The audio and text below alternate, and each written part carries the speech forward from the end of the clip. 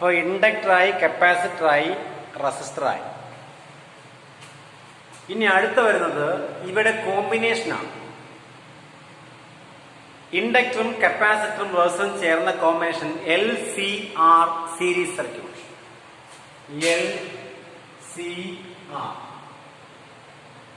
LCR circuit.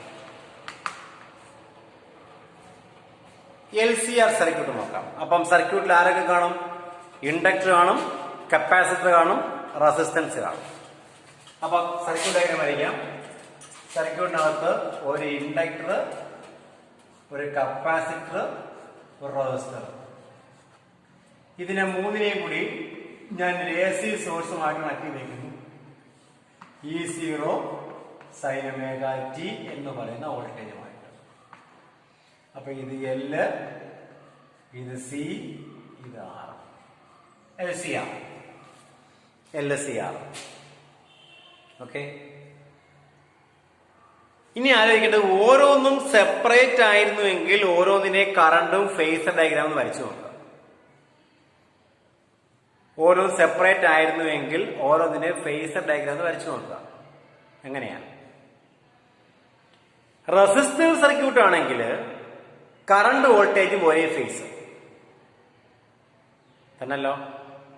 Capacitor സർക്യൂട്ടിൽ current lead ചെയ്യുന്നു, അല്ലെ വോൾട്ടേജ് ലാഗ് ചെയ്യുന്നു. ഇൻഡക്റ്റീവ് സർക്യൂട്ട് ആകുമ്പോൾ തിരിച്ച് വോൾട്ടേജ് ലീഡ് ചെയ്യുന്നു, കറണ്ട് ലാഗ് ചെയ്യുന്നു. ശരിയല്ലേ? സംശയമില്ലല്ലോ. ഓരോന്നിന് ഇക്വേഷൻ അറിയാം. റെസിസ്റ്റർ ആകുമ്പോൾ I0 sin omega t, inductor ആകുമ്പോൾ I0 sin omega t -π/2, capacitor ആകുമ്പോൾ I0 sin omega t +π/2.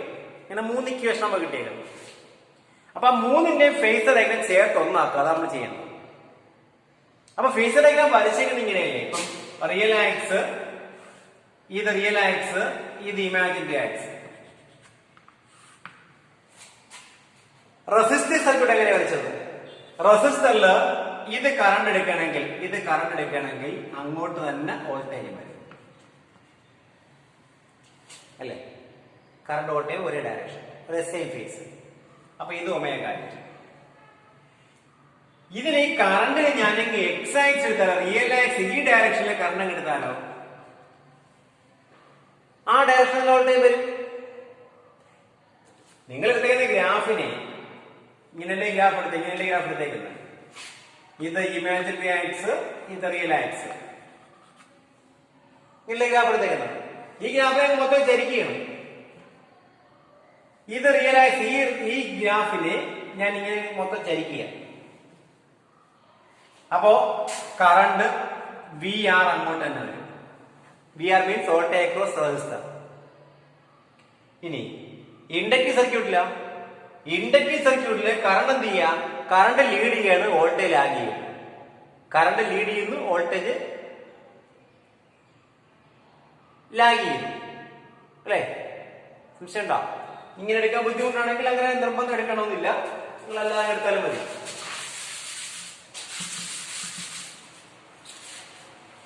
ഇങ്ങനെ എടുത്താലും മതി, സംശയം വേണ്ട, വ്യാപിക്കരിക്കണ്ട. ഇത് റിയൽ ആക്സ്, ഇത് ഇമാജിനറി ആക്സ്. ഇത് മൂന്നും സീരീസ് സർക്യൂട്ട് അല്ലേ? ഇത് മൂന്നും സീരീസ് ആകുമ്പോഴത്തേക്ക് ഓരോന്നിലും കൂടി ഒഴുകുന്ന കറണ്ടിന്റെ അളവ് സെയിം ആയിരിക്കത്തില്ലേ? In series connection current remains constant. അപ്പൊ എക്രോസ് L എടുത്താലും എക്രോസ് C എടുത്താലും എക്രോസ് R എടുത്താലും കറണ്ട് കോൺസ്റ്റന്റ് ആണ്.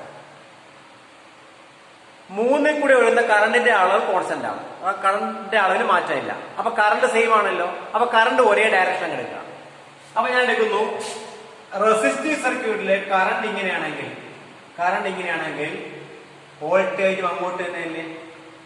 ഞാൻ വോൾട്ടേജ് VR എടുക്കുക. VR voltage drop across resistor VR. Inductive circuit എടുക്കുമ്പോഴത്തേക്കോ, ഇൻഡക്ടർ എടുക്കുമ്പോൾ കറണ്ടിന്റെ equation I0 sin omega t -π/2 ആണ്. അപ്പൊ കറണ്ട് ലാഗ് ചെയ്യുന്നു, വോൾട്ടേജ് ലീഡ് ചെയ്യുന്നു. വോൾട്ടേജ് കറണ്ടിനേക്കാൾ, അപ്പൊ ഇത് കറണ്ട് ആണെങ്കിൽ വോൾട്ടേജ് എങ്ങോട്ട് വരും?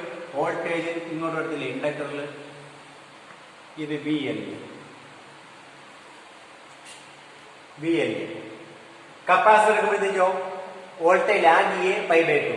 അപ്പൊ ഇത് VC. ഇതാണ് LCRന്റെ ഫേസർ ഡയഗ്രാം വരുന്നത്.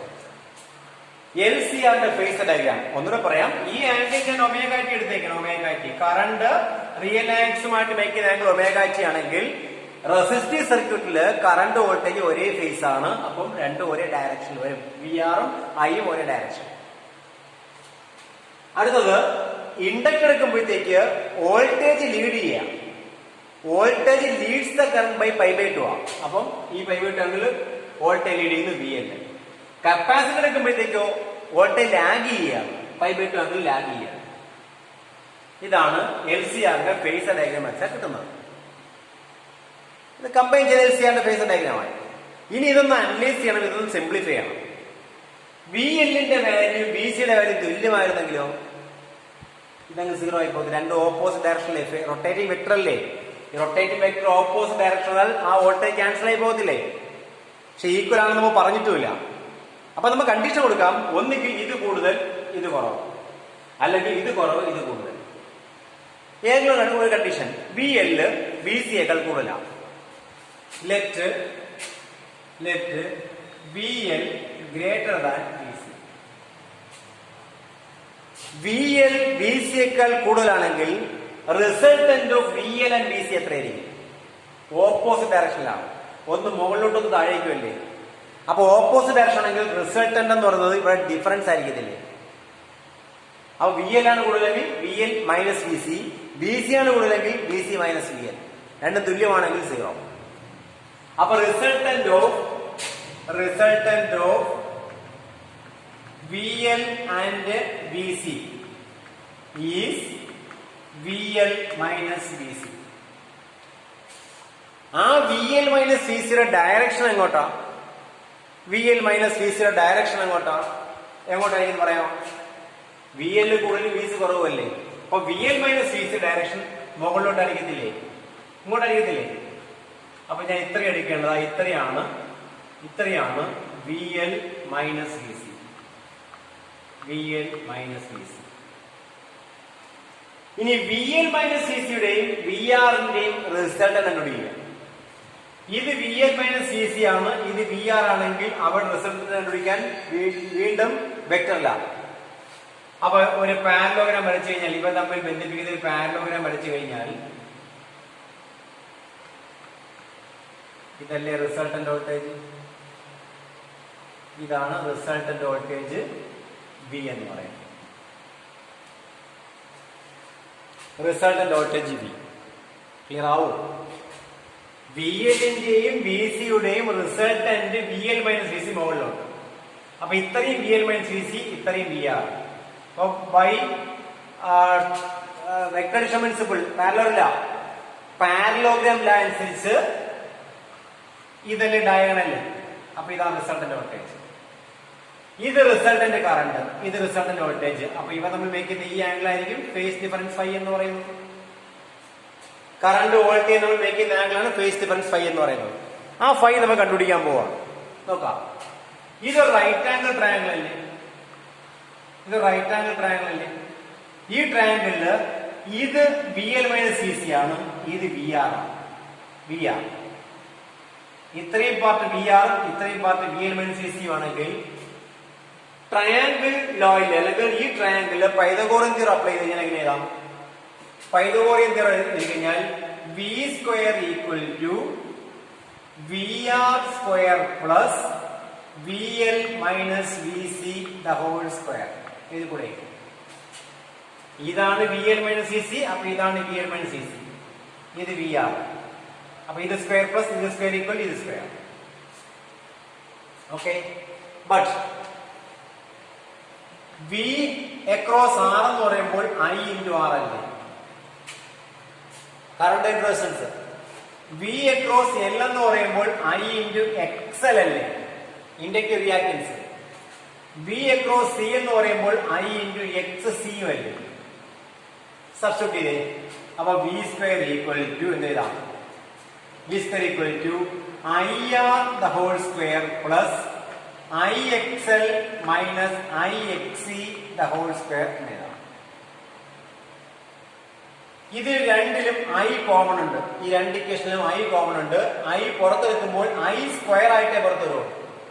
അപ്പൊ V square equal to I square R square plus I square into X L minus X C the whole square എഴുതാം. I square R square plus I square into X L minus X C the whole square. ഇത് കൂടെ step clear ആവുന്നുണ്ടോ? രണ്ടിലും common I square. അപ്പൊ I square പുറത്തെടുക്കാം.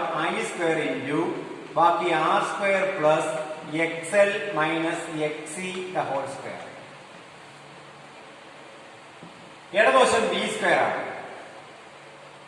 അപ്പൊ ഇത് root എടുക്കുക. ഇതിന്റെ റൂട്ട് എടുത്തു കഴിഞ്ഞാൽ V is equal to I into root of R square plus X L minus X C the whole square എന്ന് എഴുതാം.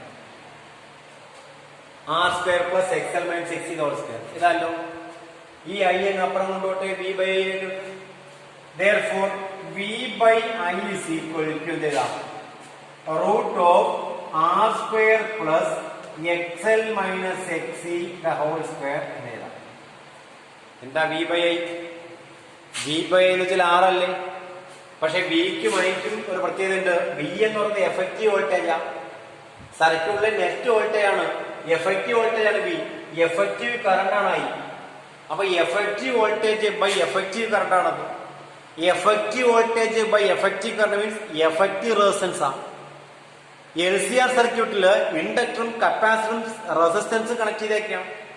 അപ്പൊ ഈ മൊത്തം ഈ മൂന്നും കൂടെ ചേരുമ്പോൾ കൊടുക്കുന്ന മൊത്തം റെസിസ്റ്റൻസ് ആണ് എന്ത്? വി ബൈ എന്ന് പറയുന്നത്. ആ റെസിസ്റ്റൻസ് വിളിക്കുന്ന പേരാണ് ഇംപിഡൻസ് എന്ന് വിളിക്കുന്നത്. ഇംപിഡൻസ് ഇസഡ് എന്ന റെപ്രസെന്റ് ചെയ്യുന്നത്. അപ്പൊ effective resistance of LCR series circuit is called impedance. അപ്പൊ ഇതെത്ര?